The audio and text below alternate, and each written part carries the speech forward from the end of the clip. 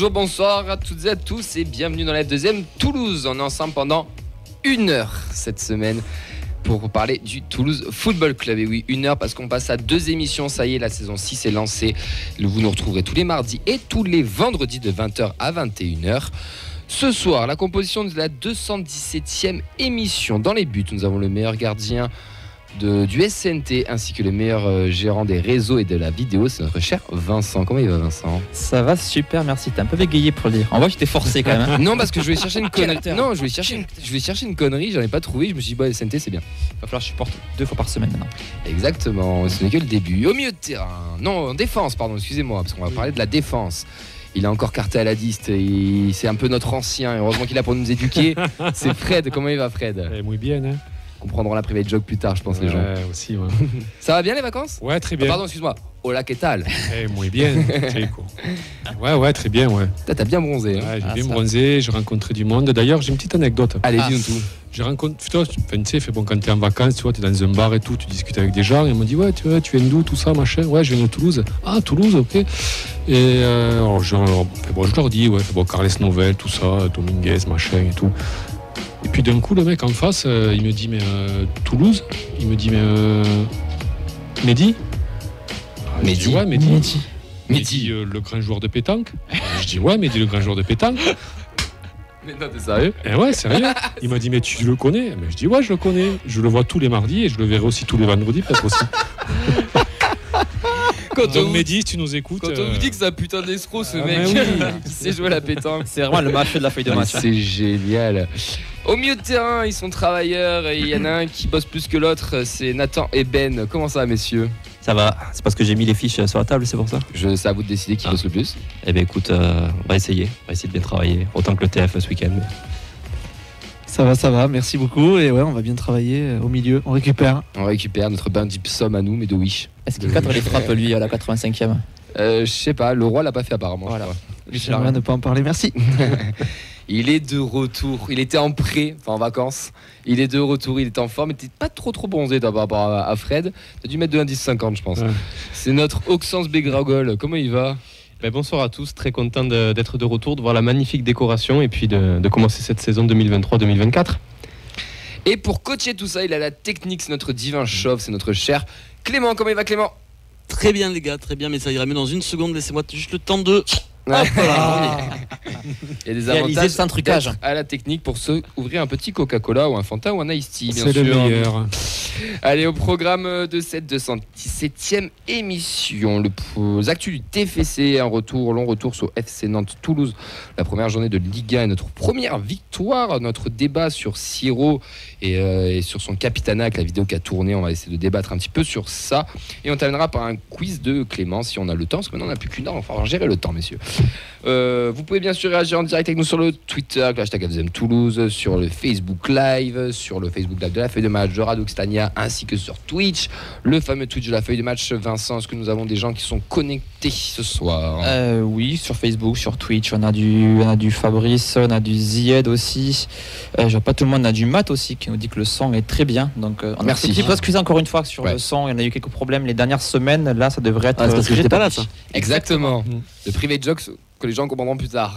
Voilà, on a aussi Pichou sur Twitch, le son est très bien, la vidéo aussi, il avait me parlé de mes abdos. Non, pardon, excusez-moi, ça c'est notre commentaire, ça doit être ma femme. Et on embrasse bien sûr les absents, et ce sera une émission de qualité puisque Mehdi n'est pas là. Et on embrasse bien sûr Yves et Alex. Mehdi, pour sa punition, tellement qu'il nous a emmerdé, je l'ai envoyé en Auvergne pendant 1 semaine et je peux vous dire que c'est pas facile tous les jours pour lui. Elliot, il pue ? Elliot, il n'est pas marqué sur ma fiche et pour le moment il pue un peu, ouais, j'ai envie de dire. Mais en tant qu'il ne sera pas revenu en plateau, Elliot, voilà. T'as bien sauvé le cul la semaine dernière quand même. C'est vrai. Non, on embrasse aussi. Un petit footing avec son maillot de Bordeaux là. On embrasse aussi. C'est peut-être pour ça que je l'ai oublié, le petit Elliot. Non, on l'embrasse aussi, bien sûr. Allez, voilà, j'espère que vous êtes prêts pour cette 217e émission. N'hésitez pas à réagir avec nous. Vincent sera en interaction. On va parler de plein de choses. On va surtout débriefer de bonnes nouvelles. Vas-y. Est-ce qu'on est la meilleure tribune du championnat ? Mais oui, je veux dire qu'on est la meilleure tribune du championnat. Allez, on en a parlé la semaine dernière, messieurs. Ça y est, c'est officiel. Vous pourrez avoir vos cartes physiques d'abonnés. Et ben non, ça sera les cartes collector Forza Viola. Alors Mehdi nous a fait un coup de gueule la semaine dernière qui était accompagné à distance de Fred. Et je vais me retourner vers Fred. Oui. Qu'est-ce que t'en penses de ces cartes collector? Enfin non, qu'est-ce que t'en penses de ces cartes collector de pas avoir du coup ton abonnement en physique?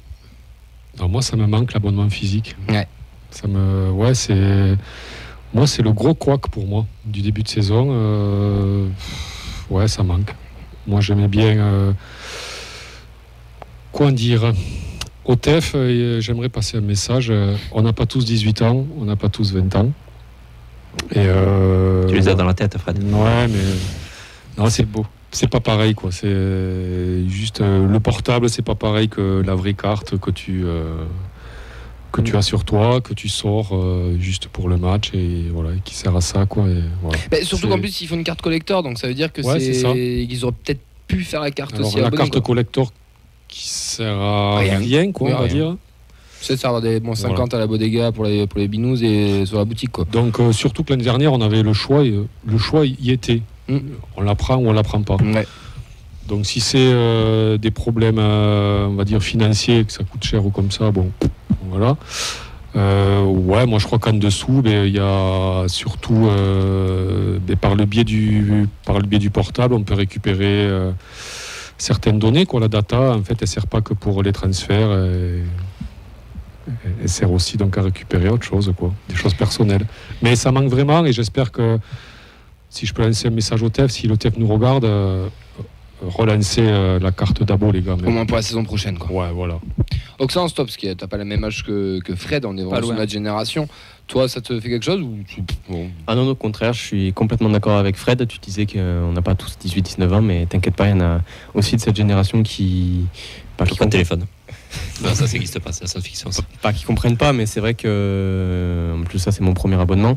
J'aurais bien aimé avoir la carte, voilà, pour dans mon porte-monnaie, me dire tiens, voilà, je suis abonné. Voilà, la fierté d'avoir la carte, d'être abonné, de pouvoir le montrer. C'est symbolique. Voilà, c'est un symbole qui perd de son authenticité parce que bon, on l'a toujours maintenant et je pense que je vais aller la chercher dans les jours qui suivent. Mais ouais, c'est dommage et effectivement, s'il y a la possibilité de le remettre, j'y cracherai pas dessus. Ouais, deux avis sur Facebook, sur Twitch, c'est intéressant. C'est Pichou qui nous dit, et puis le tel pour passer les barrières tournantes, ça marche pas terrible. Et aussi Seb sur Facebook qui nous dit nul, obligé de bouffer du papier au cas où le tel déconne le jour du match, pas très écolo tout ça au final. En tout cas, vous pourrez récupérer votre carte collector à partir du mercredi 16 août à la boutique du Stadium. C'est une présentation d'une pièce d'identité. La boutique sera ouverte à l'occasion le mercredi 16, jeudi 17, vendredi 18 de 10h à 19h non-stop. Pas de distribution le jour de match contre le PSG. Nouvelle distribution sera organisée et communiquée ultérieurement. Elles sont purement symboliques et ne penseront pas au portique, comme on l'a dit. Seule l'e-carte, donc du téléphone, vous servira à passer les portiques du Stadium. Et Ou le papier. Et Ben, ta carte d'abonné à la Mosson, du coup, toi, elle est physique ou elle est. C'est un abonnement Prime, merci de le notifier. Est-ce que tu as ta carte Prime du coup? Bien sûr que non. Après, si la distribution ultérieure, elle est ultérieure comme le match de gala de l'année dernière. Ouh, c'est déloin ça. Bon, il est chaud le Frédéric. On est d'accord, mais il est chaud de ouf. 1500 spectateurs sont assistés au Stadium aux As de la Jungle 2, une opération pour un tour du monde, un joli succès populaire pour un cinéma en plein air, dans plein virage Rouvreau, avec plein d'enfants qui étaient là, qui ont pu passer par le tunnel des joueurs, qui étaient décorés. D'ailleurs, des joueurs étaient avec leurs enfants, on a pu voir des photos de Rasmus Nikolaisen dans les tribunes, des séances de dédicaces aussi avec les joueurs. Bon, nous on n'est pas très fans de ce côté de truc-là, mais comme nous dit Mehdi, c'est fait pour tout le monde. Si on n'a pas envie d'y aller, on n'y va pas. Mais c'est vrai que pour les gamins, ils ont une belle expérience. Ils ont vu un stadium de l'intérieur, ils ont vu les tunnels. Enfin, c'est cool, quoi. Puis c'est inédit aussi. C'est une bonne pub pour la ville de Toulouse de mettre un film au stadium. Donc c'est bien. Voilà. Enfin, nous, je trouve que ça ne me concerne pas trop, mais voilà, c'est bien pour le public cool, aussi. C'est bête ce que je vais dire, mais c'était aussi des places 5 € et 5 € le cinéma, c'est pas toujours non plus. Oui, en effet. À part pendant le printemps du cinéma, mais ouais, en effet. C'est un petit plus pour les familles. Clément, les As de la Jungle, t'allais le voir? Pas du tout. Moi, les dessins animés, tu sais, c'est pas trop ma cam, mais je trouve l'initiative sympa et si ça a marché, tant mieux, quoi. Quand t'as une émission de cinéma avant sur GMT, je me suis dit peut-être que. On n'a pas parlé de ça, on a parlé de faire le film, mais pas de. Apparemment, le film est toujours aussi intéressant que le résumé de Montpellier-Le Havre. Donc... toi, tu vas prendre toute la soirée. Je crois que t'es dans sa ligne de mire. Alors, on a vu des buts. Il va prendre toute la de l'action. Ouais. Il y a un vrai scénario. Ah là là. Ouais. Dur d'enchaîner, hein. Non, le TEF a relancé une chasse au trésor, messieurs. Et on a passé 17 000 abonnés, c'est surtout ça la vraie information. Mais c'est quand même beau, l'objectif c'est d'être à 18 000. On va peut-être l'atteindre, il reste des places quand même des abonnements assez chers. Mais bon, 17 000 abonnés, c'est quand même exceptionnel. Enfin, c'est cool. Enfin, à Toulouse, on n'a jamais vu ça. Donc c'est quand même très très bien. Du coup, pour le coup, ils ont fait une petite chasse au trésor avec des passes à gagner, avec des maillots de la saison, un abonnement pour 2 personnes, 17 invitations pour tous PSG, la présence sur la photo officielle. Enfin, voilà, tout ça. Un instant, on était placé au Charles de Gaulle avec des indices dans la ville. Il fallait trouver une combinaison à 20 chiffres. Et du coup, nous avons eu 2 gagnants, Lilian et sa sœur Maëlys, qui ont gagné le fameux pass. Donc, félicitations à eux pour tout ça. Bravo, ils doivent être bien contents de gagner tout ça. Ils ont dû bien galérer aussi à le faire. En tout cas, ça a mis de l'émulation dans la ville, parce que pas mal de gens ont participé, j'ai l'impression. Ouais, il y avait beaucoup de gens. Il y avait une bonne file d'attente. Du coup, Square Charles de Gaulle, c'est Capitole, où ils avaient mis une espèce de pop-up, le TF, pour pouvoir faire ça. Puis, encore une fois, ça ancre encore un peu plus le TFC dans la ville, puisque tout le monde a participé à la Corbe. On a vu des trucs au marché Victor Hugo, sur d'autres lieux emblématiques de la ville rose. Donc, ouais, ça, c'est cool. Ça occupe un peu l'été aussi. Ça change un petit peu sur les temps creux, ça parle autre chose que les transferts, le mercato, c'est un petit truc en plus. Ouais, je suis allé à la ville vendredi, bon, pas pour la même raison, mais il y avait plein de maillots du TEF dans la ville, c'est bien, ça ancre aussi le club dans la ville, et ça montre qu'il y a de l'intérêt, comme tu l'as dit, même pendant des vacances ou quoi. Ça, c'est bien, c'est une bonne com aussi du club. Et l'année prochaine, on peut faire un Hunger Game. Donc, bon. Je suis très fan de l'idée, par contre. Ouais, j'arrête. On est déjà en train de faire Koh-Lanta avec nos joueurs, on va pas non plus... Allez, on va enchaîner encore une fois. On va passer à une nouvelle rubrique, messieurs, puisque les actus sont finis. On va parler de nos prêtés des jeunes ainsi que des féminines.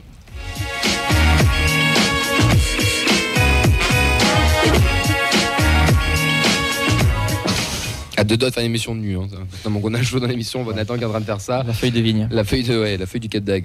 On n'a pas le thermomètre, mais je pense qu'on est pas loin des 33-34 degrés. Mais bon, s'il y en a un qui fait un malaise, vous inquiétez pas, on a rien en fait. Il y a quand même du monde, c'est bon. C'est vrai qu'il y a du monde. Il y a encore du... C'est vrai qu'il y a du monde. Si jamais faites un tour en régie. Le fameux Hunger Game est ici en fait. On peut se déshydrater là ou...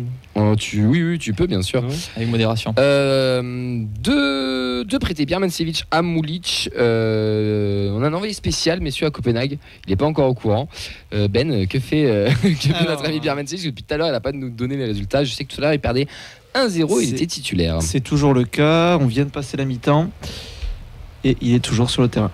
Et donc, il perd 1-0? Il perd 1-0. Donc, pour l'instant, le Sparta Prague est éliminé. Enfin, est reversé en Europa League. En barrage d'Europa League. Qui ensuite. On peut se le retrouver dans la poule alors. C'est possible. C'est possible. Bon, il n'a pas participé à la victoire du Sparta face à Jablonec, 5-1. Donc, ouais, ils avaient fait 0-0 au match aller. Amulic, lui, était titulaire en pointe du Vitesse Arnhem pour la première journée du championnat hollandais. Victoire 2-1 à Volendam. Et il réalise la passe décisive à Tillmans sur l'égalisation. Tillmans, on parle de Yuri ou pas? Non, tu te moques de mon accent là?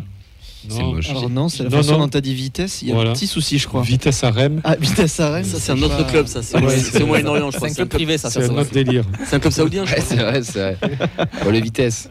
Bah écoutez, j'ai jamais été très bon dans ça, vous le savez en plus. Donc, Du coup, Tillman, non, c'est pas celui de. c'est pas Yuri, hein. Non. Ouais, oui, on est d'accord. C'est un jeu.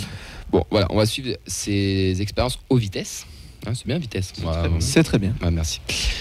Le Vitesse. Exactement.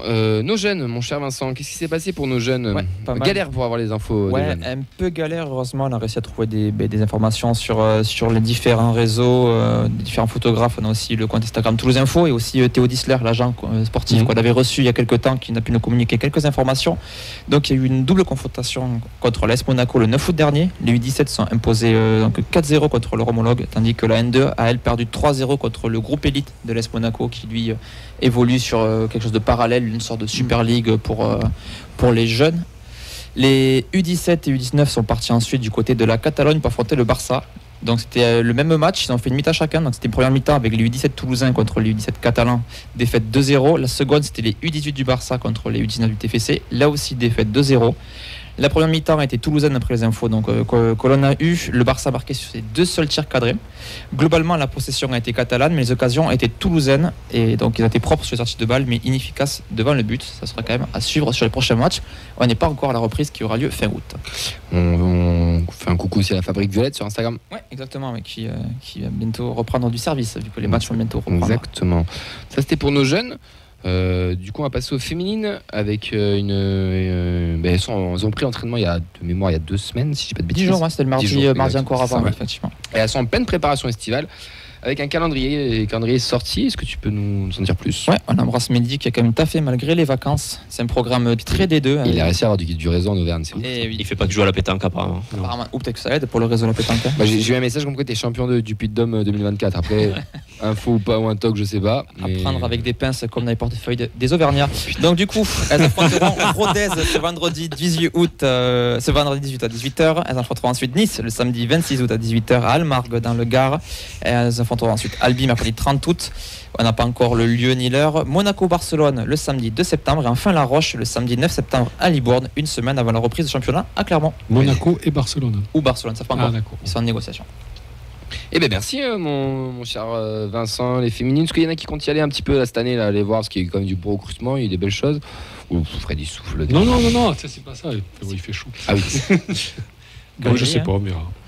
Écoute, Personne. moi je vous ai suivi une fois l'an dernier. Si vous y retournez, pourquoi pas?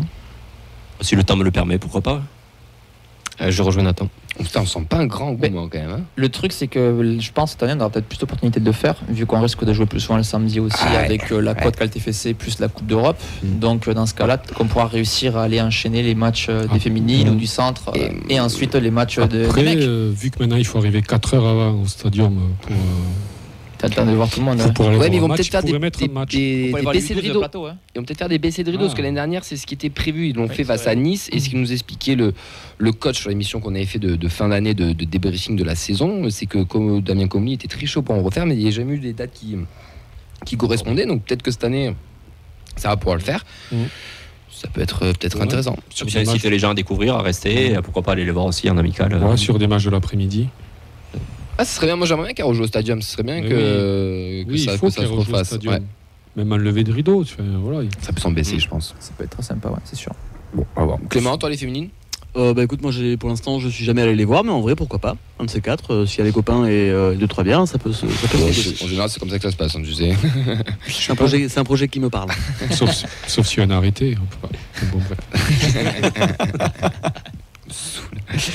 Bon, en tout cas, on nous souhaite une bonne préparation. On va sur ça de près. On remercie aussi Inès qui me donne aussi ces infos qu'on devrait recevoir un jour. Mais bon, il faut que les entraînements le permettent aussi. C'est un petit peu compliqué. Puis en plus, elle est prise en stage avec les Maroc. Exactement. Avec les, Elle est partie les, en section nationale, ouais. C'est pas l'U19, c'est la catégorie au-dessus, non? U20, non? U20, il me Je semble. crois que c'est des U20 normalement.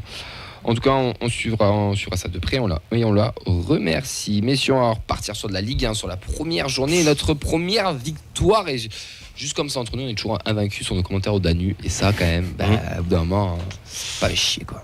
Sangré, l'accélération, c'est bien fait, il est passé. Il a du feu dans les jambes. Le bon ballon, c'est bien. Gélabert essaie de se retourner, redonne encore. Le centre, pourquoi pas?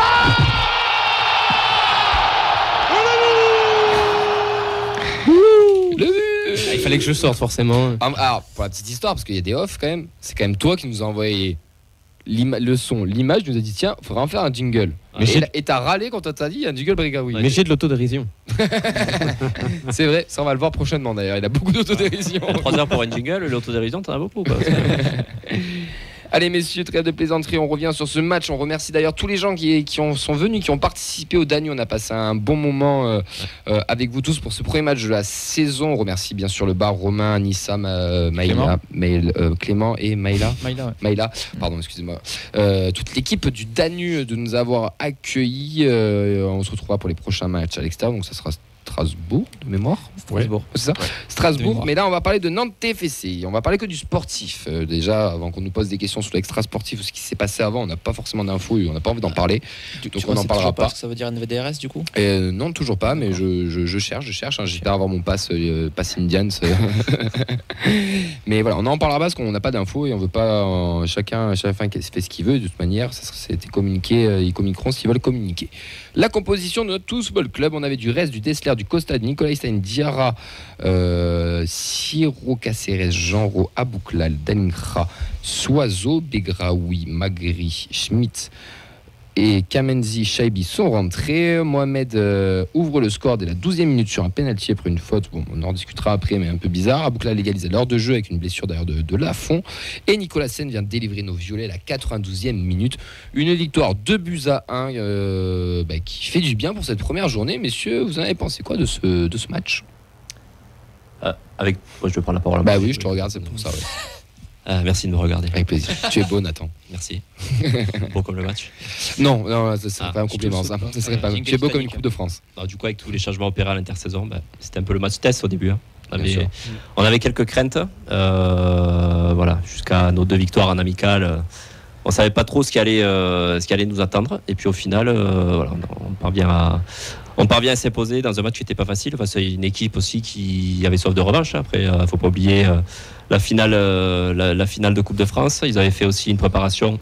On a reçu la semaine dernière Mathis, le supporter nantais, qui nous disait que la préparation n'était pas non plus optimale pour commencer la saison dans de bonnes conditions. Donc ça donnait un contexte de match déjà pas évident. Donc après, dans le jeu, il y a des choses à revoir. Une première mi-temps que j'ai trouvé assez poussive. On a eu du mal dans la construction, à poser le jeu. On n'a pas trop aperçu le plan de jeu qui était mis en place en amical par Novell. Voilà, il y a un Nantes aussi qui était très agressif, qui poussait très haut. Donc en fait, c'est pas qu'on a fait une mauvaise première mi-temps, c'est juste que Nantes nous a bien quadrillé. Ils ont pris 2 jaunes en plus, je crois, en 20 minutes. Ils posaient vraiment les bases et voulaient montrer qu'ils étaient là, quoi. Voilà, donc première mi-temps, il n'y a pas grand-chose de bon à retenir côté TF. Une seconde mi-temps un peu plus qualitative. Je trouve que le match en lui-même est globalement moyen. Mais on a pris l'ascendant sur Nantes dans la seconde mi-temps. Je pense surtout notamment au changement qu'ils ont fait avec l'entrée de Hadjam, le défenseur nantais, qui a ouvert pas mal d'espace. Après, on a trouvé la profondeur. On a aperçu le jeu, voilà, qui a voulu être mis en place par Novell. Donc il y avait un peu plus de profondeur, il y avait un peu plus d'automatisme. Voilà. Après, voilà, dans l'ensemble, voilà, je suis pas sur le cul au niveau du jeu par rapport à ce que j'ai vu. Mais il fallait entamer par du positif. Parce qu'on sait qu'il y a un calendrier assez difficile. On va enchaîner le PSG. Début septembre, on va à Lens, à Marseille. On a 2 matchs Europa League.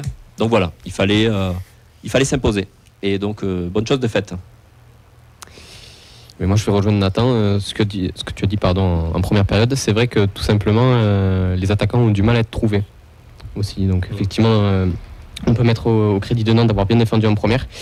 Et c'est vrai qu'en deuxième période, j'ai l'impression qu'on gagne le match grâce forcément à la montée en puissance de nos violets, mais aussi au coaching un peu frileux de Pierre Aristouille, côté Nantes. J'ai l'impression qu'il jouait beaucoup plus bas qu'en première. Et finalement, dans ce genre de cas, quand tu gagnes que 1-0 et que tu joues 45 minutes en mettant le bus, au bout d'un moment, ça finit par craquer. Et c'est un peu stupide pour eux, mais ils l'ont bien cherché. Ils avaient le match en main. Ouais. On les sentait pas non plus inquiétés. Nous, on a eu qu'une incursion par Caceres en première mi-temps, sans être, je l'ai dit, sans qu'on soit totalement mauvais non plus. Mais on les sentait quand même maîtres de leur match, Nantes. Et puis nous, comme tu le disais, dans la construction, avec Jean Rau aussi dans ce rôle-là, il est très bon, il est présent partout, il se bat, il est combatif. Mais voilà, dans la construction et dans l'animation offensive, c'était le néant, quoi, dans l'axe du jeu. Est-ce qu'on n'a pas surtout une défaillance de technique, une première mi-temps très pauvre techniquement, mais là je parle des 2 équipes, avec un match très haché aussi sur cette première mi-temps. En tout cas sur le live, on a beaucoup dit, je me souviens même avec Clément, où on disait mais voilà, c'est catastrophique. Toi qui l'as vu, vous deux qui l'avez vu. Non, on a vu la première mi-temps, on a vu tout ce qui va nous manquer dans le nouveau système de jeu que veut imposer Novell. C'est-à-dire il y a eu 0 mouvement. Techniquement, on a été très très faible. Et voilà, donc, mais vu le contexte, c'est un premier match de championnat, il y a toujours une pression particulière, ça se met en place doucement et tout. On a vu aussi que c'est compliqué de faire jouer des gars à leur poste qui ne sont pas de prédilection. C'est-à-dire Soiseau, par exemple. Ouais. Compliqué. Je jette pas la pierre parce que voilà, donc c'était un premier essai, ça reste un essai, donc il faut. Mais moi, je pense qu'il faut persister dans ce système-là. S'il arrive. Attends. Quel est le système que tu as vu? Parce que ça, c'est le vrai débat. Le vrai débat. Moi, j'ai vu. Qu'est-ce que tu as vu comme système? Moi, j'ai vu ce qui nous a manqué, donc avec un pressing assez haut que Nantes a cassé trop facilement, mais avec un peu plus d'envie, un peu plus de motivation, avec un poil de placement un peu plus précis. Quand ça sera bien huilé, ça peut faire mal, c'est-à-dire que tu récupères le ballon assez haut. J'ai vu un Jean Rau qui, pour moi, n'est pas un 10. et qui ne le sera pas. Donc, un 10 dans le sens de l'animation. Il manque de créativité. Voilà, donc ça, il l'a pas et je pense qu'il l'aura pas. Mais il la compense avec sa combativité. Mais du coup, tu le fais jouer à un poste avec des qualités qu'il n'a pas. Enfin, qui va demander des qualités qu'il n'a pas, quoi. Tu l'as en fait peut-être dans les séquences quand tu n'as pas le ballon, il est très important parce que c'est lui qui va être le premier à presser, mais quand on a le ballon, il manque ce petit. Parce qu'il n'a pas cette qualité-là, quoi. Après, c'est pas son poste. Enfin, donc en étant haut, ça mouvement, tu as une agglomération de joueurs parce que Nantes aussi quand même. Je trouvais que Nantes avait un milieu assez fourni. Donc si t'as pas de mouvement, en fait il se passe rien, quoi. Et donc tu t'emmerdes, quoi. Écoutez, moi je vais pas inventer grand chose par rapport à ce qui a été dit, mais cette première mi-temps vraiment c'était dur, quoi. Nous on était aux commentaires, j'avoue qu'on en a un petit peu bavé pour rendre le truc intéressant. C'était d'une pauvreté des deux côtés, on l'a dit, technique assez abyssale. J'ai trouvé le projet de jeu de Nantes triste pour rester poli. Vraiment on met le bus, on met des coups dès qu'on peut et il se passe pas grand chose offensivement. Après il fallait qu'il se rassure aussi. J'ai entendu l'entraîneur de Nantes après match dire que selon lui il méritait le nul. Moi je m'étouffe un peu quand j'entends ça quand même. Quand tu proposes aussi peu de choses, t'attendre à obtenir un nul, c'est quand même, ça aurait été un miracle, quoi. Mais sinon pour revenir sur les violets, je trouve qu'on s'est un peu acharné à vouloir passer dans l'axe. C'est peut-être ce que demande le coach, mais je trouve qu'avec le système qu'on avait, ça aurait été intéressant de s'appuyer beaucoup plus sur les côtés. On avait Dessler qui était en feu. Moi j'ai trouvé que c'était le meilleur Toulousain sur le terrain avec Rest. Et on n'est pas beaucoup passé sur les côtés, notamment sur le sien, mais pas non plus beaucoup du côté de Soiseau. Et l'axe, comme on l'a dit, ça manquait de créativité au milieu. On avait les trois milieux qui se marchaient dessus, qui ne savaient pas vraiment comment se situer. Donc voilà, moi j'attends de voir pour la suite, mais je pense qu'un changement de système nous serait bénéfique. D'ailleurs, ce système-là, on en parle, c'est ce que j'ai demandé à Fred, je vais te le demander à Ben, toi qui as un avis extérieur aussi. Quand on parle de système, alors on va se les prendre comme ça, les 4-2-3-1, 4-4-2, blablabla. Là, en soi, pendant la prépa, de ce qu'on a vu, ça ressemblait à du 4-2-3-1, voire 4-4-2, et des fois avec ballon, avec une défense à 3 sur les derniers matchs. Là, toi, sur ce match-là, qu'est-ce que tu as repéré? Qu'est-ce que tu as pu voir? Moi, ce que je t'ai dit, donc tu joues à 3 derrière. Pour moi, tu joues en 3-4-3. Parce qu'en fait, Aboukal est quand même. Donc, tu as Dessler, Soiseau, tu as Aboukal, pour moi, ailier droit. Et tu as Genreau qui se baladait un peu entre 10 et ailier gauche. Donc, en fait, tu avais Soiseau qui, lui, avait tout son couloir. Et Dessler, lui, avait plutôt Aboukal. Mais pour moi, tu es plus en 3-4-3. Je vois pas un 3-4-1-2 parce qu'en fait. T'as pas Aboukal qui est collé à Dalinga dans l'axe, donc 3-4-3, du moins jusqu'à la sortie de Je vais être honnête avec vous, je pense qu'il y a un 4-2-3-1 de base, mais en fait on est totalement hybride. Il y a une relance, quand on a le ballon... Limite, il n'y a pas de système comme exactement, quand on a le ballon, on a une relance à 3 par contre. Si Diarra était titulaire, c'était pour solidifier cet axe central avec un Diarra, Nicolas Hyssen et Logan Costa qui étaient vraiment dans l'axe et qui étaient, on le voyait bien, ils étaient vraiment à 3 et du coup avec Soiseau, Dessler qui se projetait, mais comme tu dis à Aboukal, il rentrait beaucoup intérieur, mais il partait du côté aussi, donc je pense qu'il n'y a pas un système prédéfini. Je pense que d'ailleurs c'est ce qu'on va être habitué à voir. Et ça va nous casser un peu la tête aussi sur tout ça, mais c'est très hybride et je pense que c'est très Carles Nouvel aussi de faire ça, ces nouveaux coachs qui veulent du mouvement, de l'interaction et que justement qu'un ailier droit aussi peut devenir 10, que peut être peut-être ailier gauche, attaquant, et que en fait qu'il n'y ait pas vraiment de poste et que ça soit avec Costa aussi qui monte et qui fait le surnom au milieu. Oui, exactement. C'est vrai, un peu à la John Stones. Moi je pense que ça va être un système entre guillemets qui va demander d'être en forme optimale, donc en forme physique optimale, avoir une technique optimale, et puis faire ça sur toute une saison optimale. Donc ça se fait pas de suite. T'as un groupe après. C'est effectif. Bon, la première mi-temps, oui, c'est pauvre, mais moi je pense qu'il y a des motifs quand même quand ça sera bien huilé, franchement, je pense que récupérer le ballon haut comme il faut, ça peut faire très très mal, quoi. On va y venir de ça en deuxième mi-temps. Moi, ma crainte par rapport à ça, c'est que j'ai l'impression, en tout cas pour l'instant, que c'est un système qui est très exigeant pour les milieux de terrain, et j'ai pas l'impression que ce qu'on a pour l'instant soit au niveau. Alors je sais pas si c'est une question de niveau ou une question d'habitude à jouer dans ce système-là, un peu des deux, mais ça m'a semblé vraiment très très juste sur ce match-là. Il faut qu'ils assimilent aussi, c'est le premier match officiel, faut pas l'oublier. Ouais. On a des réactions, messieurs. Ouais, sur Twitch, on a Silver Phoenix 31 qui nous dit: je noterai sur ce match les décisions ambitieuses de notre coach, pas forcément les bonnes comme Soiseau devant, mais il a su s'adapter. Et changement gagnant, une équipe de caractère et pleine de ressources. Il manque maintenant l'expérience de jouer ensemble.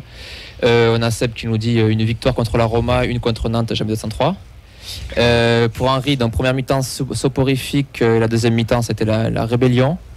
Après, on parle un petit peu aussi de certains joueurs, comme Matt qui nous dit première pour notre nouveau milieu, première de Siro, capitaine pas facile. Fabrice, lui, qui note Guillaume Rest qui a gagné sa place de titulaire, il va beaucoup nous apporter. Chocolatine 31 000 qui a trouvé globalement tout le milieu en grande souffrance. Matt qui souligne aussi la grosse pression physique de Nantes dans le premier quart d'heure de jeu. Il y a eu 2 cartons jaunes, effectivement, il le souligne. Et après, Fabrice qui résume en disant quand même qu'on était largement au-dessus des Nantais par rapport à ce que disait le coach. Après, tout le monde n'est pas au même niveau. Il y a des gens qui arrivent, il y a des joueurs qui arrivent, des joueurs qui n'ont pas fait la prépa entière. Enfin, c'est le début de saison, hein. Il faut. J'ai pas l'impression qu'on a vraiment pris l'eau au milieu pour rebondir sur ce qui a été dit. C'est vraiment dans la projection offensive, c'est ça où on manquait, que ça sentait. On était inoffensif. En première mi-temps, on était inoffensif. La récupération, même un Caceres qui n'a pas fait un match exceptionnel ou un Siro, ils n'ont pas été catastrophiques non plus. Le danger passait beaucoup plus sur les côtés, notamment celui de Diarra en première mi-temps. Sinon, les milieux, je les ai quand même trouvés quelconques, on va dire. Un match, ça manquait d'apport offensif, mais ça restait quand même globalement correct. Pour rebondir sur ce qui était dit, par exemple, Silver Phoenix trouvait par exemple que Siro Caceres, ça verrouillait un peu trop le milieu, ça ralentissait un peu le jeu. Et qu'il fallait faire aussi attention. Je résume tout ce qui était dit, que ça stéréotypait aussi un peu le jeu. Si on passait tout le temps par les couloirs, il faut savoir aussi un petit peu varier sa palette de jeu. Après, si tu n'as pas de mouvement devant, qu'est-ce que tu veux faire au ça milieu manquait d'appel, ça manquait de mouvement. C'était un peu stéréotypé la première mi-temps. On a l'impression qu'on répétait un peu le classique de l'entraînement et qu'au final, on était un peu c'est un peu con, mais on était un peu bébête, tu sais, genre en mode le coach il a dit fais ça, on fait ça, et ça manquait de créativité. Défensivement, c'est ça qui nous a gêné. C'était bien en place. C'est pour ça qu'en seconde mi-temps, il y a eu beaucoup plus d'espace, parce que derrière, on a pu trouver, les trouver dans leur dos. On a pu trouver la profondeur avec des joueurs qui en première mi-temps on avait du mal à trouver. Sinon c'est. Après on commence à avoir quand même une ébauche de ce qui va se faire, c'est-à-dire 3 derrière avec donc un gardien qui relance bien en plus. Je trouvais qu'il avait bien relancé, je longe, je cours bien. Moi quelque part c'est un peu prometteur quand même. Donc c'est un essai, ok, mais je pense qu'il faut continuer. Il faut pas t'en demander direct aussi. C'est après du reprise. Faire venir. Puis après, encore une fois, il faut parler aussi de l'adversaire. Nantes, ils sont venus, ils nous ont reçus avec un plan de jeu qui aurait été le même à 1-0 qu'à 0-0, qui était celui de bétonner, de chercher l'exploit, le contre, ou même pas forcément le contre, mais plutôt les coups de pied arrêtés, chercher quelque chose. Ils l'ont obtenu. Et au final, on a quand même souvent rencontré des équipes joueuses. La seule équipe qui était moins joueuse et qui était même pas joueuse, c'était la Roma. Ça nous a bien entraîné. Norwich. Sauf que, mais c'est différent. Il y a une équipe hybride. La Roma, il y avait quand même une équipe qui était une équipe type. Là, Nantes, c'était le traquenard et il y en a d'autres peut-être qui tomberont dans ce traquenard-là. Il faut savoir s'en sortir. Et justement, la révolte en seconde mi-temps a été assez intéressante. Moi, j'ai peur pour les Nantais. Si je joue comme ça, la saison elle va être longue. Vraiment... La deuxième mi-temps, parce qu'on a parlé de la première qui était catastrophique, mais la deuxième était bonne parce que la deuxième, on égalise, même on passe devant et on voit même des Toulousains qui reviennent avec plus ou moins le même plan de jeu, mais pas de la même manière. Je sais pas si vous voyez ce que je veux dire.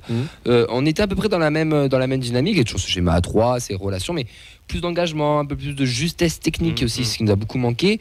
Et sur repositionnement aussi un peu quand même. Oui, un petit peu aussi, oui, bien sûr. Un petit peu aussi. Laissés aussi, ce qu'on n'a pas fait.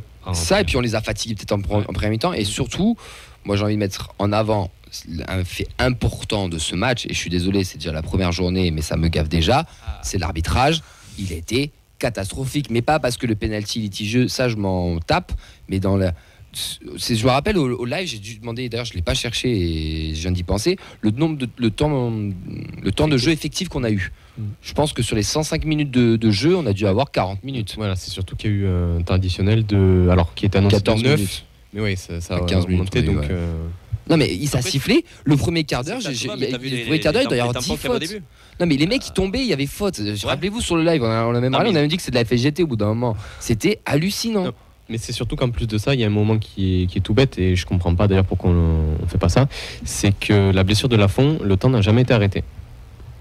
Il a été repris sur le temps additionnel après, non? Ouais, mais ce que je comprends pas, c'est qu'au lieu de faire des... Alors, ok, c'est une réforme qui a été votée cette année, mais au lieu de faire des temps additionnels à rallonge, pourquoi on coupe pas tout simplement le chrono? Voilà, c'est un débat un petit peu parallèle, mais on parle de l'arbitrage. Donc, ça change rien, mais... Je pense que c'est pour des questions de diffusion de TV, parce qu'il faut faire passer le mot aux diffuseurs d'arrêter aussi le chrono sur l'écran diffusé à la télé. Ouais, c'est possible. En tout cas, très belle transition, parce que la blessure de Lafont, moi je pense que c'est interrompu du match. Parce que Lafont, il est en train de faire un très très bon match et il est en train de nous mettre en difficulté, surtout en deuxième mi-temps. Et sa blessure, je pense qu'elle fait très mal aux Nantais sur ce match et elle va faire très mal à eux sur les Ascensions, ce qui se l'absent 2 mois. D'ailleurs, on lui souhaite un très bon rétablissement parce que c'est jamais agréable de voir ça. Mais je pense que c'est un tournant du match. Je sais pas, Ben, ce que t'en penses. Ouais, je suis d'accord parce que même tu le vois sur la première occasion d'Aboukal, la sortie qu'il fait avec une vivacité, tu sens que le mec est en feu. Il a sorti quelques parades, il a sorti aussi celle de Jean-Ro. Non, je l'ai trouvé très bon et c'est sûr que sa blessure, après je connaissais pas du tout l'autre gardien, ni son niveau, ni rien. Je pensais que c'était Descamps qui allait rentrer, mais en fait il est plus là. Donc je me suis dit ok, c'est pas Descamps, très bien. Donc non, donc en effet. Après, l'autre gardien m'a pas paru non plus en dessous de tout. Je pense que la finalité n'est pas la même sur le corner. Le but, ça, il est un peu pour lui quand même. Hein. Il passe un peu au travers, le petit en effet, mais... Bah, quand même. Ouais. Ça va vite, c'est fort. Il est pas loin, Nicolaisen. Je pense que la fin, on la sort, oui, tu vois. Je suis pas sûr. Je sais pas s'il la sort ou s'il la sort pas. Mais Nicolas Hyssen arrive quand même boulet de canon. Ouais, il la sort et derrière, tu vois bien qu'il est pas aidé puisque Nicolas Hyssen. Moi, je trouve ça bien coup moral quand même. Ouais, après, il y a une différence de gabarit aussi. Ça, oui, coup moral, je suis d'accord. Mais il y a une différence de gabarit. La fond, c'est 1m96 quand même. Oui, en effet. Petric, c'est. Je vais aller voir, mais ça doit être 1m88 quelque chose comme ça. Le but, c'est plus la défense. C'est pas Palois qui s'est bougé par. Je suis plutôt sur ça, moi aussi. Après, quand même, on sentait que depuis le début de la seconde mi-temps, quand on avait pris l'ascendant, quoi, avec ce nouveau. Une fois que t'as marqué, ça devient le déclic aussi. C'est plus le même match. Moi, je sais pas vous, mais bon, mais. Moi, l'égalisation, je l'ai senti venir, et le 2-1, je l'ai senti venir aussi, quoi. Enfin, puis les entrants ont fait du bien aussi. Dans cette fin de match. Je trouve, même avec Schmitt, ça trouvait un peu plus d'espace, il y a un peu plus de présence, un peu plus de profondeur aussi avec Magri. Et ce qui fait qu'on a pu obtenir les coups de pied arrêtés à la fin. Donc, Schmitt, il a joué 10 minutes. Il est élégant. Et sur les 10 minutes, alors je peux pas juger sur 10 minutes, mais sur les 10 minutes que j'ai vu, sur les peu de ballons qu'il a touché, tu dis ouais. Le mec, il est techniquement quand même, il n'a pas l'air d'être en colère avec le ballon, tu vois. Je sais pas ce que ça va donner, je n'en sais foutrement, je ne l'ai jamais vu jouer, je ne le connais absolument pas, mais sur les 10 minutes que j'ai vu, sur son toucher de balle, les petites remises en une touche de jeu, la manière dont il se positionne avec son corps, aussi, le fait de regarder, avoir ces détails, hein. Tu te dis, putain, lui, il sent un peu le foot quand même. Lui, tu le vois, hop, il se déplace. Il est toujours en train de se déplacer en fait. Ouais. Que ce soit en trottinant, en marchant ou en machin. À voir, après, ça sera peut-être un gros flop. Il était un peu dubitatif au début. La force qu'on a sur le banc, bon, certes, il y aura peut-être des départs. Il va y avoir, surtout à Chaibi, à Rouault, peut-être. Mais ça montre qu'on a quand même la possibilité d'avoir des forces pour les fins de match. Il est beau le banc. On s'est passé de faire entrer des joueurs, on avait passé à Bangré pour débloquer le match. Bangré qu'on n'a pas vu au final. Ça prouve qu'on a plusieurs possibilités. J'ai Labert qui n'est pas rentré non plus. Et d'ailleurs, il y en a un qui était carrément absent. Ado ? Bah ouais. Là, il y a quand même. Je sais pas, qu'est-ce qui se passe avec Ado ? Peut-être une mauvaise prépa, un mauvais entraînement. En tout cas, il n'était pas dans le groupe. Blessure diplomatique, peut-être. Peut-être. Il y a eu niveau, aucune communication en tout cas. Comment ? Ouais, je pense de niveau. T'as Magri qui est arrivé. On pensait qu'il va partir du coup, Ado ? Ça faisait bien longtemps qu'il n'ait jamais été en groupe en tout cas. Il n'a jamais été, si je sais pas de bêtises. À part en blessure. C'est quand même un message assez fort, surtout qu'il fait la prépa, il marque 2 buts. De le mettre hors groupe après la journée, c'est vrai que ça envoie quand même un message assez fort. Ce qui peut le sauver, peut-être la blessure de Sissoko qui peut libérer une place. Alors peut-être pas pour lui, mais pour. Pour un autre, et du coup, il récupère cette place-là par. L'effet domino, quoi. Par ricochet. Non, mais la seconde mi-temps, moi je trouve qu'on a. On a eu la main quand même sur la seconde mi-temps. Oui, clairement. Après, la victoire est méritée si on regarde. Il y a beaucoup d'occasions franches côté Nantes. Si on n'a pas Reste dans les buts qui nous sort. Très belle transition encore, magnifique. Je suis bon en transition, je suis pas milieu pour rien. Exactement. Mais on se rend compte au final, on a l'impression d'avoir marché sur Nantes en seconde mi-temps. Non. Alors qu'on se rend compte que c'est un match de gardien, puisque si le gardien sort pas le corner et que derrière ils mettent les. Ils en ont 3 ou 4 occasions franches en seconde mi-temps aussi. D'ailleurs, non mais. Heureusement que Reste fait le match qu'il fait. Mais d'ailleurs, si on cite. Je sais pas si cette année on fait top et flop. Mais après, ce sera après. Donc bon. Oui, chose que je disais aussi, c'est que Reste, après le péno, il te sort 2 gros arrêts. Et après ton deuxième but, il te sort aussi 2 gros arrêts. Il te tient dans le match complètement. C'est-à-dire qu'en fait, il te permet de garder le 1-0 et d'avoir un espoir de revenir. Et derrière, tu mènes 2-1, 95e, double occasion. Il est là. Franchement. Là, il le fait, c'est au niveau du jeu au pied. Quelqu'un en a parlé à un moment, mais le mec n'a pas fait une erreur, une sérénité assez bluffante pour un mec qui découvre le haut niveau. Il a eu une qualité de relance, moi j'ai trouvé, franchement, même c'est ce qui m'a marqué presque plus fortement que ses arrêts. Moi j'ai trouvé qu'il a fait vraiment un match très très très très très complet. Alors j'espère que sur la longueur ça restera. Il y aura des trous. Le dire. Il en a eu un d'ailleurs. Excellent. n'avais pas remarqué que ça restera. Il en a eu un sur son petit jeu de pied à un moment où tu sens qu'il met du temps à prendre la décision. Ouais, il joue dans l'axe. Léger, quoi. Oui, après c'est léger, mais. C'est sûr que ses défenseurs n'hésitent pas à jouer en retrait sur lui et ça c'est toujours positif. Quoi. Ce qui m'a marqué au-delà, c'est vraiment la position de leader qu'il a, dans le leadership qu'il dégage, même dans le replacement. Quand il donne les consignes à la défense, le mec il a 18 ans, il est quand même, il impose quoi. On sentait qu'il était à l'aise et qu'il était. Moi il m'a vraiment rassuré, tu vois. C'est pas Anthony Loustalo quoi. Non. Par exemple, en termes d'âge, je te parle là, c'est vraiment le mec il arrive, il est. Il est témoin, j'en avais parlé la semaine dernière. Tu te rappelles quand on l'avait vu avec la M3, on l'avait déjà dit dans cette émission. Grosse prestance. C'est ce qui nous avait bluffé déjà, alors qu'il avait que 17 ans à l'époque. Il leur parlait comme si c'était un daron. Il était programmé. Quoi. Ah, mais il est programmé, clairement. Mais après, gardien, c'est ça. C'est que alors, si tu commences. C'est de la confiance quand même. Voilà, si on te chauffe dans un match, un arrêt, 2 arrêts, 3 arrêts, après, c'est. Bon, après, t'es sur un nuage. Quoi. Il y a eu un petit message subliminal du regard de Ben vers Vincent. ça promet des débriefs de match assez intenses. Non, mais si je tire les pénaltys, que je les marque, ça mettra en confiance. Et après, voilà. Après, le chemin est long pour lui, c'est son premier match. Bien sûr, on va pas s'enflammer, mais c'est rassurant, ça fait plaisir de voir. Moi, j'ai une vraie question. On part sur le foot fiction, là, rien à foutre. Alors, la Coupe du Monde 2026, est-ce que vous y croyez ? Est-ce que, si on est quand même honnête, les arrêts qu'il fait, ils sont quand même à plus ou moins sur lui. Il fait pas non plus des énormes parades. Mais est-ce que je te vois tortue de la tête. Il y en a une. Oui, je dis pas qu'ils sont faciles. Attends, je dis pas qu'ils sont faciles, mais ils sont quand même ils sont abordables pour un gardien de haut niveau. Est-ce que si on a Hogg dans les buts ou un autre ou même un Dupé, est-ce que vous pensez qu'on en prend un de plus ? Dupé, oui. Pas forcément, Dupé, son problème c'était quand même le jeu sur la ligne, on va dire, donc les sorties qui allaient pas, donc là c'est plus des arrêts qui étaient pas son problème, c'était du réflexe. C'était sa qualité, son jeu sur Non, je veux dire les sorties, par exemple, pas sur la ligne, oui. Donc là pour le coup, non, c'est des arrêts, donc. Même au niveau du jeu au pied, je pense qu'on serait pas autant passé par Dupé qu'on est passé par Rest. Oui, par contre, oui, jeu au pied, c'est autre chose, mais oui, mais sur le.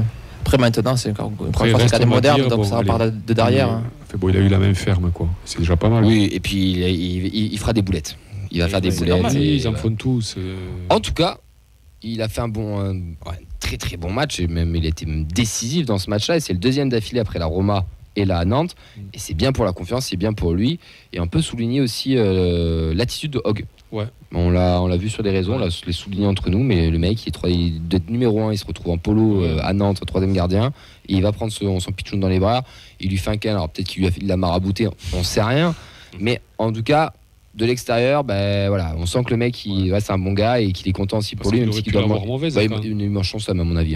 Quand il y a 3 semaines, le président annonce que Hogg c'est le numéro 1 et que 3 semaines après, il est en polo. Et ça, c'est bon, c'est la théorie du terrain aussi. Non mais voilà quoi. Puis quand t'es gardien, que t'as 18 ans, que t'es soutenu par les deux autres, je pense que ça aide aussi, mine de rien. Tu te sens soutenu et pas quelqu'un qui veut te bouffer ta place. Messieurs, avant qu'on passe au top flop, Auxence, parce que maintenant on est dans la data avec monsieur Damien Comolli. Donc nous aussi on va se mettre à la data, à la feuille de match. On va faire but de Birmancevic. But de Birmancevic. Partout. Excellent. Donc ça partirait en prolongation logiquement. C'est exactement ça. On aurait pu le faire bien, on aurait pu mettre le petit jingle et tout. J'ai toujours cru en lui. Je te le prépare. Moi oui, contrairement à certains. Amoulich, je mets des passes D, je te rappelle. J'allais faire une blague super sale, mais je vais pas la faire. Voilà, on va enchaîner. Mais je la ferai plus tard. Fais-moi y penser. Quand même. Et but de Birmancevic. Tu nous saoules avec on n'a plus qu'une heure, et là on passe 1 minute sur des gonzes, on s'en fout quoi. C'est le journal des prêtés. Tu vois bien que ça compte. On s'en fout, ça va te rapporter des sous pour ton club, on s'en fout pas. Birmancevic, ça mange une page sur le journal des prêtés. La stat, du coup on revient sur la stat. Je vais me le faire à la fin lui aussi. La stat, t'envoies en Auvergne toi aussi tu vas voir. La stat du match c'est quoi Auxence ? Ouais, nouvelle chronique dans la feuille de match, puisque on va parler de la stat du jour. Pour cette première journée de Ligue 1, il y a eu un petit événement qui a marqué les esprits. C'était pas la Beaujoire, c'était au Parc des Princes, puisque le PSG de Luis Enrique a effectué 1001 passes. 1002 non ? 1001. Alors 1001, c'était sur le site officiel de la Ligue 1. J'avais lu 1002 aussi. Je vous laisse aller chercher. Moi, j'ai pris les chiffres du site officiel. Donc c'est un total inouï, forcément, c'est le plus haut depuis qu'il y a Opta qui analyse le championnat. Et je me suis demandé, est-ce que cette tendance pour le tiki-taka se ressent aussi sur le TFC ? Alors vite fait, une petite question. Selon vous, combien y a-t-il eu de passes pour nos violets contre Nantes ? Il y avait celle d'un derrière Rabat de Boulogne aussi, de passes comptées dans la stat ou pas ? Ça fait 1003. Ok. Oh là là. C'est le prix qu'il a payé pour la récupérer la montre ça ? On parle de Gradel ou derrière? Je comprends plus rien. C'était quoi la question déjà? Pourtant, il y a moins de Brésiliens au Brésil. Allez, Paris. on border, stop, border. On se reconcentre, on se remet dans l'axe. Je vais te répondre. On parle pas du nombre du TF, moi je dirais 666. Moi j'aurais dit 730. Alors j'avais vu une stat à 30e minute, je crois, il y avait non, attends, à la mi-temps c'était 300 passes, je crois. Donc je vais te dire 800. 580. C'est le quiz en fait, Clément. 750. Ben Vincent est pas loin du tout pile puisque ça fait 578. Oh. Donc attends, t'es presque à 2 fois moins que Paris, quoi. Alors oui, mais c'est sûr, mais c'est un chiffre qui les classe 4e de Ligue 1 déjà pour la première journée, bon, loin derrière Paris, mais derrière aussi Rennes 707, Lille 582 et tout juste devant Lyon qui a 576, donc 2 de moins. Donc c'est quand même une preuve que le TFC a eu la main sur le. Et combien ont gagné sur le ballon parmi ces Alors, 5? moi je sais pas si tu l'as, mais ce qui serait intéressant, parce que ça c'est de la stat brute sur des passes. Oui. Quel est le nombre de passes qui cassent des lignes ou des passes, je sais pas, tu sais, dans les 30 derniers mètres, un truc intéressant. Alors ça non, mais par contre j'ai une petite comparaison avec l'an dernier, sous Philippe Montagnier. On observe quand même une petite hausse, puisque sous Philippe Montagnier, donc, on avait une moyenne de 463 passes par match, donc environ 100 de moins. Alors bien sûr, il faut que ça dure, c'est que le premier match, c'est un total qui est amené à baisser, mais peut-être qu'on tient là l'une des caractéristiques du jeu promu par Martinez-Novel. Eh ben merci pour la petite stat. Après, pour le match, Paris, 1000 passes, ça nous a pas empêché de se faire chier. C'est rien passé. Donc la stat des passes en effet qui Céline serait intéressante parce qu'il n'y en a pas eu 36. Quoi. Oui, parce qu'on a un peu peur de voir un jeu de possession un peu stérile. Mais en tout cas, Paris, ça joue à la baballe, quoi. Ouais. 1000 passes, c'est joué à la baballe, le 1000 passes. Ah oui, complètement. C'était chiant comme la pluie. Faire 0. Vos tops, vos flops, messieurs. Quels sont vos tops, quels sont vos flops? On a parlé de reste pour tout ce qu'on a évoqué, donc on va pas rentrer dans le détail. Bon, Nicolas Hyssen aussi pour sa débauche d'énergie, je trouve dans le placement il a progressé et dans les duels aussi. Et puis son but aussi qui vient permettre de nous imposer. Sinon, coup de cœur pour Dessler. Ah ouais, merci quand même. Dessler, qui sacrée débauche d'énergie, il a fini tout rouge. Et on s'est dit, putain, il a commencé tout rouge. Non, on s'est dit, putain, il va pas finir le match, quoi. Il a fait le taf. Il l'a pas fini, il est sorti. Il est sorti. Je crois, non, je sais pas en plus. Je crois qu'il est sorti avec la place de Mackenzie, non? Putain, Mackenzie, ouais. Je suis même pas sûr, non. Il a fait tout le match, pardon. Ah oui, on s'est étonné qu'au live, on pensait qu'il sortait. En fait, ça débauche. C'est Siro qui est sorti. C'est vraiment un mec, je milite, il faut le garder. Enfin, il faut pas s'en séparer. Bien sûr. C'est un joueur exceptionnel. Merci. Puis en plus, il est reparti en vélo à Toulouse. Vous êtes d'accord avec ces tops? Ouais, Nicolas Hyssen, ouais. Il a fait un très bon match, reste aussi. Mais c'est ce que je disais après, si les tops c'est Reste et Nicolas Hyssen, ça veut dire que ils ont été mis en valeur et donc ça veut dire que c'est bizarre quoi. Quand le gardien est au top, ça veut dire que tu as subi des occasions quoi. À Bouclal, personne? À Bouclal, pas en top. Non, pas en top. Ok. Non. Les encouragements. Pourtant, il marque, il fait des appels de ouf, il crée des occasions, il débloque la situation. Première mi-temps compliqué. Première mi-temps, il n'y a personne qui est bon. Oui, mais première mi-temps compliqué. Le but sauve un petit peu son début de match compliqué. Moussa Diarra, ça passe décisif, sauve un peu son match si tu veux. À Bouclal, moi je trouve pas qu'il est. Enfin, je sais pas. Dessler, je suis d'accord, mais à Bouclal, moi je trouve que ses appels de balles ils sont vraiment tranchants. Il est toujours bien positionné. Il a fait beaucoup de Dessler a fait un bon match aussi, qu'ils sont bien combinés avec Abouklal. Enfin, moi je trouve les deux vont ensemble. Pas assez pour être top encore. Oui. Putain, je suis d'accord. Vous êtes dur. Je trouve qu'on a eu un peu plus de mal à le trouver à Bouclal. C'est pour ça que je ne mettrai pas dans les tops parce qu'on l'a vu, mais peut-être pas suffisamment. Vos flops. Tu vois, là, il y a une occasion où. Vos flops. Non, ok. Diarra. Flop. Diarra, cité pour changer de Diarra. Vas-y. Je vais dire Soiseau ailier. Que j'ai. C'est pas vraiment ailier. On peut pas dire qu'il est piston. Si c'est 4-2-3-1, ouais, t'es censé. Oui, après t'attaques un 4-2-3. Ouais, voilà. C'était piston, c'est son poste. Alors, en amical, on disait que c'est une bonne idée aussi. Sur ce match-là, je l'ai pas trouvé. Je trouve qu'il a perdu les qualités qu'on aime chez lui quand il est vraiment un vrai piston ou un vrai ailier. Là, il est joué beaucoup plus haut. Puisque c'est Diarra en latéral gauche. Ouais, mais c'est Diarra qui occupait son poste de latéral. Donc, ouais. Voilà. Ouais, sur les réseaux, j'ai quelques autres flops pour Black Cat Eye 9. J'ai Siro en flop, Diarra Bouclal moyen. Pour Chocolatine 31 000, on a un flop, on a Caceres Siro et Bouclal malgré son but. Silver Phoenix qui nous cite de cite Diarra. comme Ok, flop. bon, bah, Jean Roux aussi, moi j'ai trouvé moyen. Ça, Très moyen. moyen. Jean Roux, il a 2 occasions, c'est dommage qu'il en mette pas une, quoi. Ok, Ouais. bon, et ben écoutez, en tout cas, on se donne rendez-vous vendredi pour la preview face au Paris Saint-Germain. On parlera du prochain match. Et maintenant, on va faire un petit débat. Siro, capitaine, pourquoi a-t-il du mal à convaincre? Matao. Retrait, Jean Roux, il va tenter quand même la frappe. Et derrière, Messieurs, on a vu une vidéo du vestiaire du TEF qui a tourné. On voit Siro qui fait un discours tout à fait normal de capitaine auprès de ses joueurs, de son staff, de tout le monde. Où on le voit haranguer ou pas, enfin, vous le jugez comme vous voulez. Et on a vu pas mal de commentaires négatifs sur les autres. Ça nous a un petit peu interpellés parce que le but du débat, c'est pas de le défoncer, c'est que nous, je pense qu'ici, autour de la table, on est peut-être assez, enfin, on est convaincu par Siro. Alors peut-être que je crois que tu n'étais pas là quand on a fait le débat, Oxan, on connaît pas encore son avis, mais dans l'idée, voilà. Et première question pour vous, pourquoi Siro n'arrive pas à convaincre et pourquoi cette déferlante de haine? Et je vais devoir m'intéresser vers toi, Ben, qui est un petit peu en dehors de ça. Pourquoi? Comment tu l'expliques? Est-ce que, bon, déjà passer après de Jagereux, je pense que c'est pas facile. voilà, c'est Mine ça. de rien, je pense qu'il y a vraiment ce côté-là. En plus, c'est le remplaçant de Van de fait, le pauvre. Il est un peu accusé de choses dont il n'est pas responsable. Mais après, moi j'ai trouvé son discours, voilà, il amène, tu sens que les mecs le suivent. C'est peut-être, je sais pas s'il a déjà été capitaine ou pas avant. C'est peut-être un poste nouveau pour lui. Je vais aller voir. Mais on l'avait regardé. Trouvé l'info, j'ai On pas l'avait trouvé. regardé, on n'a pas J'ai trouvé pas eu non l'impression plus, non plus. Non. Donc poste nouveau, il faut lui laisser le temps. Voilà, moi j'ai trouvé les gens très durs avec lui. Après, c'est sûr que. Moi je te rejoins sur Jagereux. L'année dernière, on avait des scénographies de Jagereux en mode ouais, tata.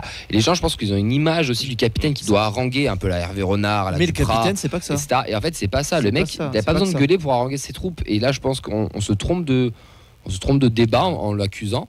Et t'es pas obligé. En fait, un capitaine, t'es pas obligé de gueuler. En fait, il suffit de parler calmement, comme il l'a très bien fait. Et si t'es dans le vestiaire, t'es Puis, écouté, ça suffit. Quoi. Les vidéos de l'année dernière de Jagereux, fait beau de Bibiche. Bibiche était là depuis 3 ans, quoi. Siro est là depuis 6 mois. Il a été intronisé capitaine depuis 3 semaines. Les gars, il faut. Oui, puis un vestiaire, temps. c'est pas Netflix. C'est ça. Non, mais c'est vrai. Ouais, il faut lui laisser le temps. C'est pas Netflix, un vestiaire. Je suis d'accord. Alors pourquoi il a du mal à convaincre? Moi, je pense que tout simplement, comme tout ce qui est. Les gens sont pressés. Voilà, les gens sont pressés de voir des choses, sont pressés de. Laissez-lui le temps. Et puis, si vous regardez son match, franchement, alors je sais pas si on peut parler de son match. Si, ça fait partie aussi. Moi, un gars qui met la tête sur un ciseau retourné, qui défend assez bien, c'est des qualités que peut-être d'autres joueurs qui ont été insensés les années précédentes n'avaient pas. Voilà. Moi, j'ai vu une combi sur un corner qu'il a tiré, mais ça faisait très longtemps que je n'en avais pas vu. Donc restez tranquille. Siro, ça sera un super joueur et vous verrez, ça sera un super capitaine. Enfin, moi, je crois beaucoup en lui. Et voilà. Je voulais parler de la culture de l'instant aussi depuis tout à l'heure. Effectivement, on veut tout trop vite. Donc, on veut des joueurs qui s'acclimatent vite. On veut des joueurs qui prennent le leadership vite. Alors, il y en a qui ont plus de facilité pour ça. On a vu Soiseau, par exemple, qui est arrivé, qui a tout de suite été dans le bain, qui s'est vite acclimaté. On a vu des joueurs à qui il faut un peu plus de temps. Donc, sportivement, je vais parler de Dalinga, par exemple. Dalinga, il a fallu 4 à 5 mois pour être au top de sa forme. Là, effectivement, il passe après des personnages, il passe après des gens qui ont marqué l'histoire, après des légendes. Et puis, de Jagereux, il avait quand même ce côté, il avait un charisme. Il dégageait quelque chose, les gens, ils se... Attends, je te coupe, désolé. Que nous, on s'en souviendra. Siro, pour toi, il a du charisme ou pas? Ouais. Oui, il a du charisme. Moi, pour moi, ouais. Oui, non, mais je parle du fait que il dégageait quelque chose. C'était aussi un symbole. C'était de Jagereux le joueur de la remontée. C'était le capitaine de la remontée. C'était le capitaine vainqueur de la Coupe de France. Donc il y avait ce côté-là que les gens en fait ils veulent retrouver de suite cette image. Et en plus il y a le côté sportif. Il doit remplacer aussi Van den Boomen dans ce rôle-là. Donc il a 2 rôles à remplacer. Donc il faut être patient, il faut lui demander du temps. Et je suis sûr que ce sera un très bon capitaine à terme. Je t'ai vu faire ça sur le charisme, Ben aussi. Là. C'est pas le même profil que de Jagereux en termes de charisme. Là, on a un de Jagereux qui était un petit peu chien de garde, qui motivait, qui maîtrisait les langues. Siro aussi. Mais Siro, je le connais pas personnellement, mais je pense que c'est quelqu'un qui est un peu plus réservé, un peu plus calme, moins contenu. Je vois que t'es pas d'accord, Fred. Non, oui, non, mais vas-y, réponds. Non, vas-y, termine. Je te dirai pourquoi après. Vas-y. On a eu le débat tout à l'heure de qui est convaincu ou pas. Moi, je dois reconnaître que j'attends de voir. Je suis pas encore totalement convaincu. Alors pour le choix du brassard. Pour le choix du brassard, forcément, c'est un choix par défaut, mais qui est cohérent parce on avait les autres comme Gabriel Soiseau ou Nicolaisen qui étaient cités, qui maîtrisent pas assez le français ou qui pour des histoires internes. Voilà, pour des histoires internes. C'est vrai que moi, j'ai rien contre l'homme, je tiens à le préciser, mais c'est vrai que pour le moment, j'ai un peu du mal à m'habituer à voir Vincent Siro capitaine, tout simplement, parce que je trouve qu'il n'a pas eu pour le moment. Alors, ça va venir peut-être par le temps, mais il n'a pas fait un match référence et je vous mets au défi de me trouver un match depuis son arrivée où il a vraiment été flamboyant, on s'est dit. Et moi je te mets au défi de trouver un match où il était vraiment nul. Une info pour le capitaine. Ouais, donc Bat sur Facebook qui nous confirme que Siro a bien été capitaine à Berne.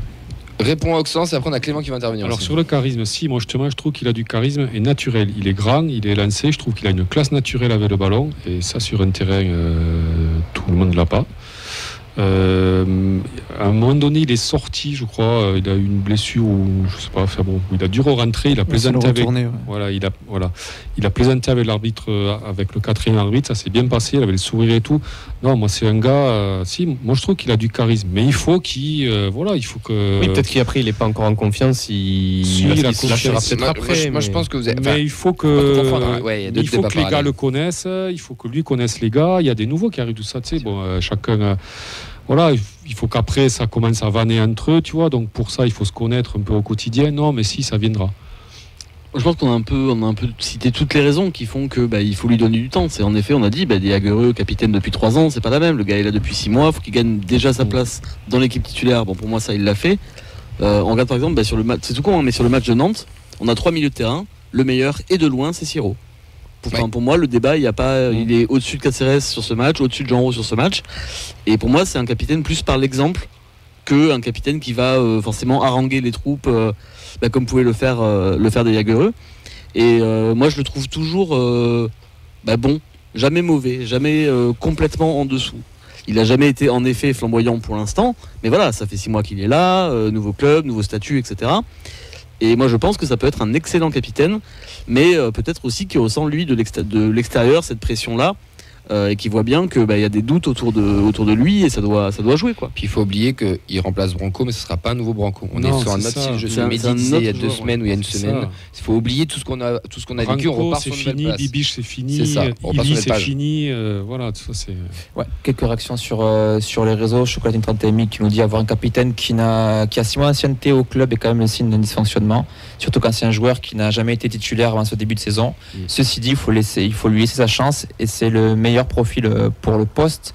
D'autres avis, on a Matt qui nous dit d'accord, pas du tout obligé de gueuler. Je vous renvoie au replay du documentaire sur la route du Brennus, le vestiaire du stade toulousain, c'est calme, silence et concentration. Exactement. Pichou qui nous dit aussi après on lui demande d'être leader sur le terrain et d'amener ses coéquipiers, pas de faire de grands monologues ou alors on l'envoie en cours de théâtre.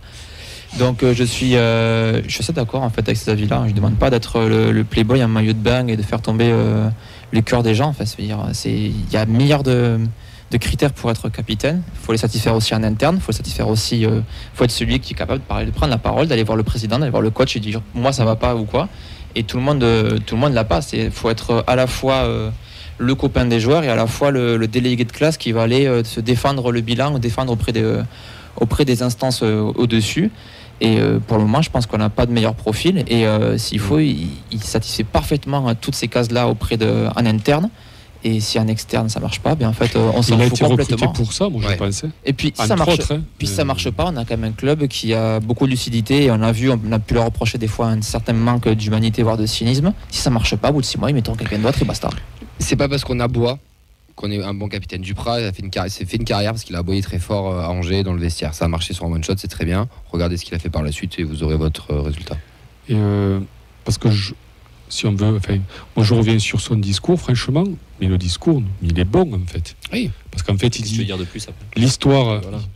Donc il rappelle que l'histoire, donc il y a une nouvelle histoire qui commence. C'est entre eux, c'est à eux de se l'accaparer. C'est exactement le discours qu'il faut avoir pour un premier match. Début de saison en Ligue 1. En fait, ce discours sera dans le best-of de la saison du TFC. Pour finir sur quelques minutes qui nous restent, c'est quoi pour vous vraiment rapide? Allez, on va prendre 5 minutes. C'est pour vous un capitaine idéal, le prototype d'un capitaine idéal pour vous, c'est quoi? Qui te transforme les joueurs et qui te. Vas-y, t'as commencé. Non, qui te transforme les joueurs et qui te donne le meilleur de toi-même. Je pense que, comme tu l'as dit, un bon relais entre l'équipe, la direction, un meneur d'hommes, tout simplement, sans forcément gueuler. Un Gabriel Soiseau qui parle français. Je suis assez d'accord avec ça. Ça dépend si c'est technique ou de vestiaire, mais pour moi, le capitaine, le plus important, c'est qu'il faut qu'il amène tout le monde. L'équipe doit être derrière lui et on part avec lui à la guerre. Qui gueule pas, c'est ça le plus important pour moi. Moi, un bon capitaine, c'est quand il y a un attroupement de joueurs autour d'un arbitre, truc, il arrive, vous dégagez, il reste là, c'est pas Verratti, quoi. Voilà. C'est un mec qui en impose et les coéquipiers le respectent, l'écoutent. C'est capitaine, c'est celui qui a la barre, quoi, et qui conduit le bateau, quoi. Et moi, je réponds. Et après, t'as les moussaillons, quoi. Je réponds à une question qui est celle de Thierry sur Facebook Live. Est-ce qu'un bon capitaine doit être un bon joueur, forcément? Et puis dans ce rôle-là de capitaine aussi de jeu, c'est-à-dire milieu de terrain, c'est lui qui organise, c'est lui qui replace autant défensivement que devant. Donc il a vraiment cette double casquette, quoi.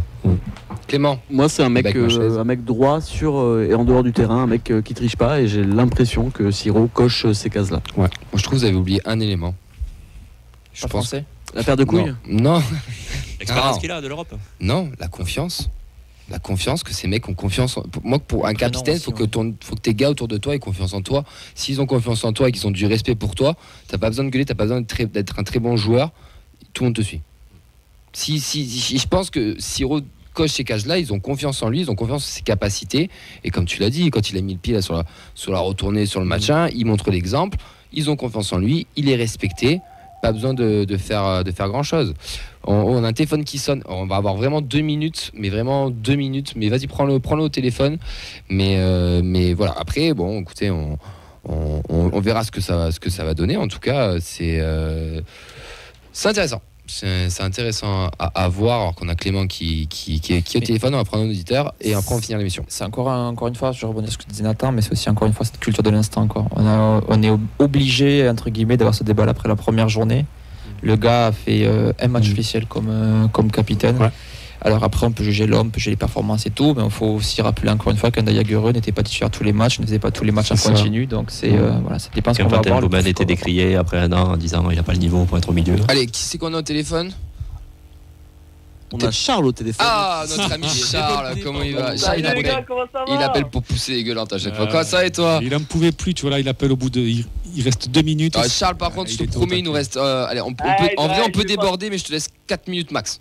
Allez, 4 minutes juste pour vous dire que votre optimisme me plaît beaucoup, c'est bien. Mais j'aimerais bien être aussi optimiste que vous. Maintenant, quand j'entends Siro, il est là parce qu'il est capitaine et qu'on n'a pas le choix. Parce que sincèrement, dans le milieu, si vous arrivez à dire qu'il est bon, merci Charles. Pour le perte de balle, moi ça m'a pas fait rêver. Après, j'ai entendu ce que vous avez dit, les arguments, ils sont quand même valables.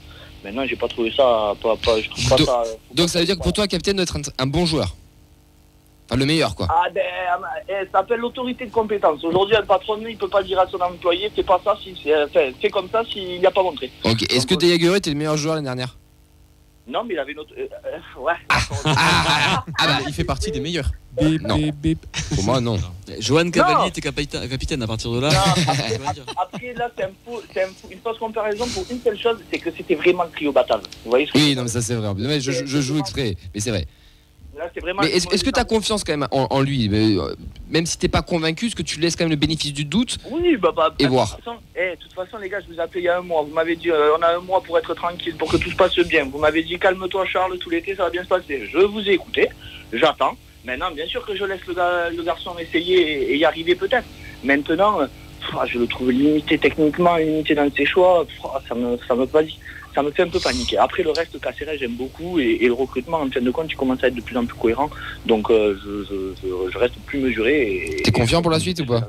Comment? T'es confiant pour la suite? Bien sûr, confiant pour la suite. De toute façon, mais oui, mais bien sûr, confiant pour la suite, pour la bonne et simple raison que quand on voit les autres équipes de Ligue 1, on verra sur les 4-5 journées qui vont suivre. Mais je pense quand même qu'on a largement la possibilité de mettre des gens derrière. Donc, pour se rassurer déjà, pour tu vois Nantes. Nantes. Voilà, maintenant, après, c'est l'équipe qui est marquée. À la 60e, quand il arrive, quand ils se font égaliser, tout ça, et puis qu'ils perdent, ils sont marqués. C'est les vieux démons qui remontent. Donc on gagne comme ça, les garçons. Maintenant, il faut que ça continue. Il faut qu'une belle performance. Un bon petit match nul à domicile contre Paris, moi, c'est quelque chose qui est bien pour lancer la saison. Quoi. C'est vrai. Auxence, il nous a dit un bon capitaine, c'est Gabriel Sozo qui parle français. Du coup, toi, si tu vois pas forcément Sierro, est-ce que tu rejoins Auxence sur Sozo ou tu en mets un autre? Bah oui, tu peux pas mettre un mec qui a fait ce qu'il a fait avec son équipe, un défenseur central, on sait de qui on parle. On peut pas mettre d'autres joueurs. Oui, on pourrait mettre un joueur comme celui-ci, c'est clair. Et puis moi, ce que j'aime chez lui, c'est qu'il a quand même, je sais pas, il harangue. J'aime bien son côté harangue. Et on en a oublié un qui était capitaine chez les jeunes tout le temps, qui a le charisme d'un capitaine, qui est un leader de vestiaire, qui est pas forcément le meilleur sur le terrain, mais c'est Moussa Diarra. Et on a eu un Mamadou Sakho qui a été capitaine au PSG à l'âge de 17 ou 18 ans, qui n'était pas forcément le meilleur non plus. Est-ce qu'il pourrait avoir le profil aussi? Oui et non, parce que déjà qu'il n'a jamais été titulaire indiscutable, je vois pas comment il arriverait à être capitaine et à être dans le 11. Parce que bon, capitaine, il faut quand même être sur le terrain pour pouvoir dire 2-3 choses quand même à son équipe. C'est vrai. Un capitaine pour qu'il joue à la 60e minute parce que Choiseau est fatigué et qu'on a personne à arrière gauche. Ouais, non, pas trop chaud. Mais bon, après, de toute façon, les capitaines, ils se sortent un peu dans un effectif. Je sais pas, quand vous étiez joueurs tous, c'est pas forcément celui qui est capitaine qui parle forcément dans le vestiaire. Parce que des fois, il se sent à l'aise et il démarre et les autres suivent. Et je pense que des leaders, il y en a quand même dans le vestiaire. Des petits leaders qui s'affirmeront au fur et à mesure de la saison. Ça, c'est sûr. Après, Rouault, il aurait pu... Rouault, il aurait pu, mais bon, il a perdu sa place. C'est ça. Il faut qu'il prolonge. C'est un peu compliqué. En fait, c'est ça, c'est-à-dire que les cadres aujourd'hui qui pourraient prétendre au brassard n'ont pas le niveau. Voilà. Ou ne sont pas titulaires en tout cas aux Jeux de Noël. Et derrière, les joueurs qui sont en place soit sont trop jeunes, soit n'arrivent pas encore à parler toutes les langues. En fait, il n'y a personne qui se dégage, qui va cocher toutes les cases complètement. Et c'est là où je crie un peu, c'est parce que je dis c'est du par défaut et on arrive à se dire entre nous c'est pas mal, non les gars, t'es trompant. Franchement, vous prenez du plaisir à voir Siro. Je vous pose une question.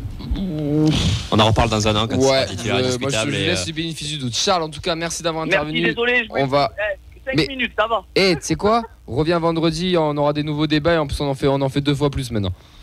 Avec grand plaisir. Et désolé, j'ai pas pu aller la dernière fois vous voir, donc ça, je me tarde de venir vous voir un check-up. Mais tu es toujours le bienvenu, tu le sais en tout cas. Je repasserai vendredi si vous voulez reparler tout ça, mais c'est vraiment un grand plaisir. Continuez comme ça, l'équipe est super pour en faire 2 par semaine. Ça va être costaud pour vous, donc gros travail pour vous, mais félicitations et merci pour C'est gentil, merci beaucoup. Charles. Passe une belle soirée, Charles, à bientôt. Ciao. Merci à tous. Ciao.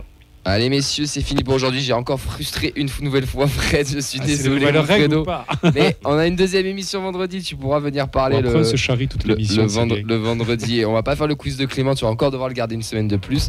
C'est la fin de cette 217e émission. On va remercier tous ceux et celles qui nous ont suivis sur Twitch, Facebook Live et tous ceux qui nous suivent. Vous êtes de plus en plus nombreux, ça fait plaisir. N'hésitez pas à aller vous abonner sur la chaîne Twitch de la feuille de match, sur la chaîne YouTube, mettre des petits likes. Ça fait toujours plaisir, c'est toujours cool de nous soutenir aussi comme ça, et vous êtes de plus en plus nombreux nombreuses de nous regarder, ça fait plaisir aussi.